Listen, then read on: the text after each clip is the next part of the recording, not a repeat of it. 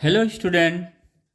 बच्चों, हम लोग आज थोड़ा सा समझें कि ये जो रो जी एच है, this is the density of the water, G gravitational acceleration, H height raised, ये this is equal to the excess pressure. इसको हम लोग समझें। जब भी बेटा हम लोगों ने एक लिक्विड्स की प्रॉपर्टी पढ़ी है, लिक्विड्स का जो हॉरिजॉन्टल सरफेस प्लेन होता है उस पे जितने भी मॉलिक्यूल्स होते हैं वो हमेशा हमेशा स्टेट ऑफ इक्विलिब्रियम में रहते हैं। ओके लेकिन अगर हम यहाँ पे कैपिलरी इमर्स करते हैं तो इसका इतना पोर्शंस का जो मॉलिक्यूल्स है वो थोड़ा सा ये कर्व शेप में आ जाता है due to the immerse of capillary inside the liquid. अब ये जब इस शेप में ये वाला मॉलिक्यूल, इस पोर्शन वाला मॉलिक्यूल कहाँ पे आ गया, यहाँ पे आ गया। और जब ये यहाँ पे आया इसका मतलब यहाँ पे आ गया। ये जो मॉलिक्यूल्स ए था यहाँ पे कैपिलरी की वजह से कहाँ पे आया, यहाँ पे आया। और जब ये मॉलिक्यूल्स यहाँ पे आया तो ये कहता नहीं मुझे अपने पुराने दोस्तों के पास ले चलो, मैं यहाँ पे नहीं रहूँगा। तो ये कहता है ठीक है मैं ले चल रहा हूँ, थोड़ा वेट करो।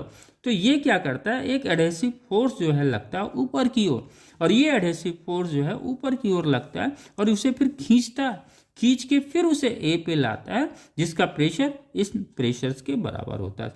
सरफेस हॉरिजॉन्टल प्लेन सरफेस पे जितने भी मॉलिक्यूल्स होते हैं उस पे हो जाता है, यानी ये फिर उस पे जो एक्सेस प्रेशर्स के अगेंस्ट में जो प्रेशर्स लगता है वो कौन प्रेशर लगा रहा है, वो एडहेसिव फोर्स लगा रहा है जिसकी वजह से ये वाटर राइज कर रहा है। और जब वो वाटर राइज किया तो ये ए जो है फिर यहाँ पे आ गया, यानी अब ये प्रेशर जो है यहाँ का प्रेशर पी, ये भी प्रेशर पी, सब प्रेशर्स क्या होंगे, सेम हो जाएंगे क्योंकि वो सेम हॉरिजॉन्टल प्लेन सरफेस पे है। यानी लिक्विड्स की इस प्रॉपर्टी को हमेशा मुझे रिमेंबर करना है। क्या प्रॉपर्टी है, प्रॉपर्टी ये है कि सेम हॉरिजॉन्टल प्लेन पे सरफेस जो है, surface molecule state of equilibrium में रहते हैं। ओके नाउ इससे हमने क्या पाया, excess pressure is equal to the pressure applied by the adhesive force to raise the liquid. तो ये क्या आया, रो जी एच आया। रो इज द डेंसिटी है, एच इज द जहां तक हाइट रेज किया है। अगर हम इसको देखें तो एच इक्वल टू क्या होगा, 2t r rho g, where r is the radius of curvature.